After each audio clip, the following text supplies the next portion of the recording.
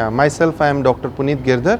I head the orthopedic spine surgery program at BLK Max Super Speciality Hospital, and recently I have started the robotic spine surgery program at the same hospital.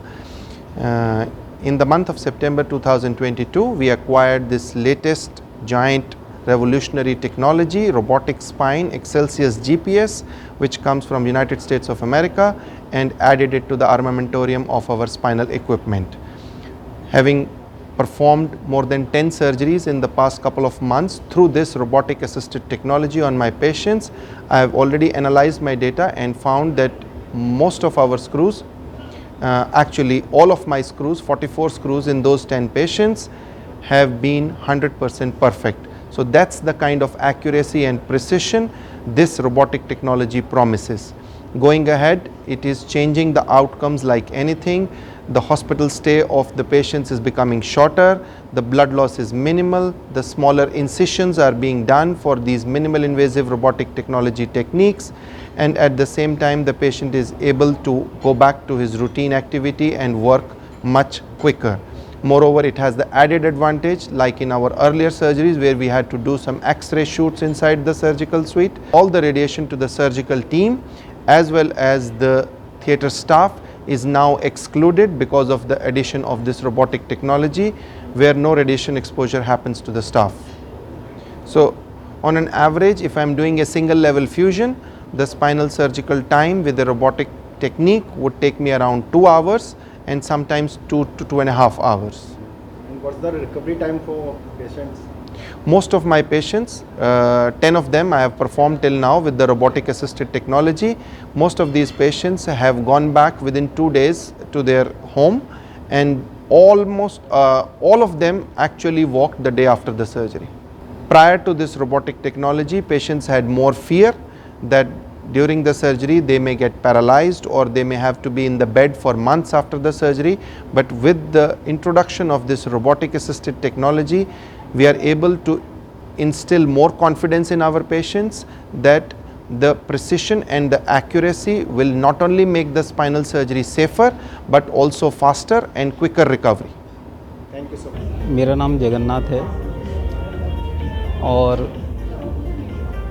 Delhi में मेरा जन्म हुआ। दिल्ली से ही मैं जो है post graduate हो गए, स्टेट बैंक ऑफ इंडिया में जॉब की मैंने। सन 2020 जनवरी में एक सीनियर ऑफिसर चीफ मैनेजर की पोस्ट से मैं रिटायर हो गया। रिटायर हुए 1 साल ही हुआ था, तभी मेरे को ये स्पाइन की प्रॉब्लम हो गई।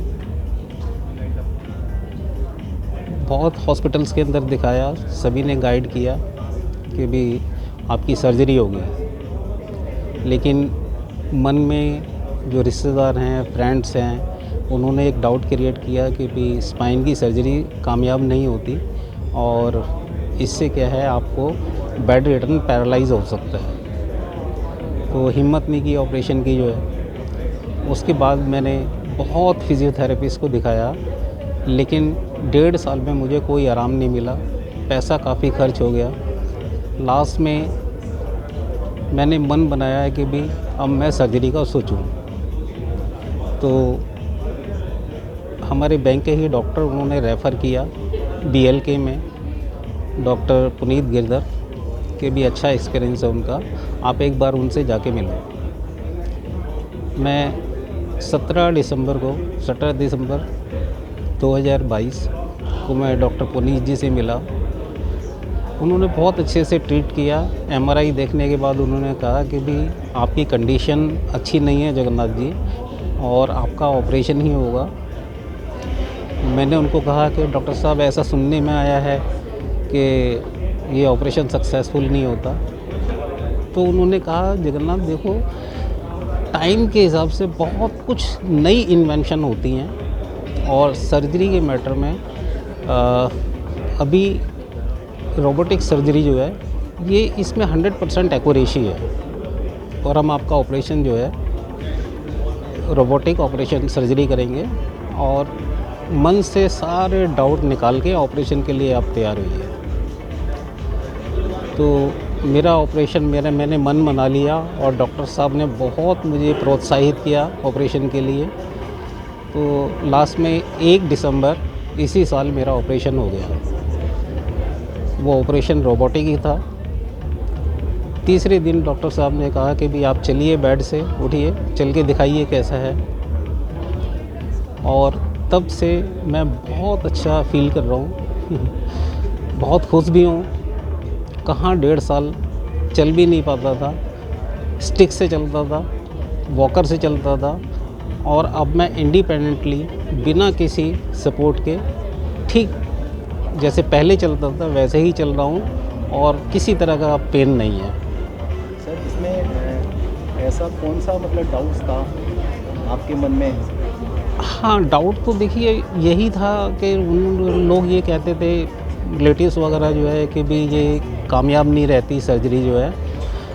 अगर सर्जरी ठीक नहीं हुई तो आप हमेशा के लिए बेड रिटर्न हो सकते हैं, हमेशा के लिए पैरालाइज हो सकते हैं आप।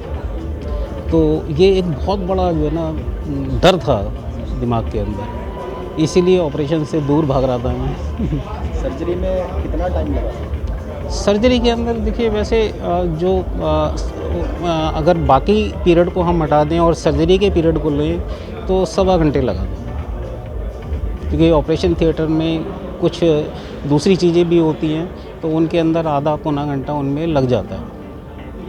कुल मिला के कह सकते हैं सर, स्पाइनल कॉम्प्लिकेशन से जूझ रहे लोग अब इस तरह की रोबोटिक सर्जरी करा सकते हैं देखिए- किसी डाउट के और बिना किसी संशय के। देखिए सर, मैं तो सिर्फ आपको यही एडवाइस करूँगा कि भी किसी भी मेरे मित्र या कोई भी व्यक्ति अगर स्पाइन प्रॉब्लम से जूझ रहा है तो मेरी पर्सनल एडवाइस है, किसी डाउट में मत पड़िए और बेझिझक होके आप आज की डेट में अपना ऑपरेशन कराइए, जो 100% एक्यूरेसी के साथ है। इतनी एडवांस टेक्नोलॉजी हो गई है। सर, एक लास्ट में आप ये बताएं कि सर्जरी से पहले आपकी जो हेल्थ फीलिंग थी वो कैसी थी और सर्जरी के बाद कैसी है? देखिए, सर्जरी से पहले मुझे ये महसूस होता था कि यार मेरी तो लाइफ ख़त्म हो चुकी है, भाई चल नहीं सकता मैं, ठीक है, छोटी सी भी मूवमेंट मेरे से नहीं होती थी और पेन हर टाइम बना रहता था। आज की डेट में वो सब नहीं है और मैं पहले जैसा ही फील कर रहा हूँ सर्जरी के बाद। इस प्रॉब्लम के होने से पहले जैसे था मैं वैसे ही आज फील कर रहा हूँ and I am very much happy. बहुत खुश हूँ मैं। Thank you sir. वेलकम।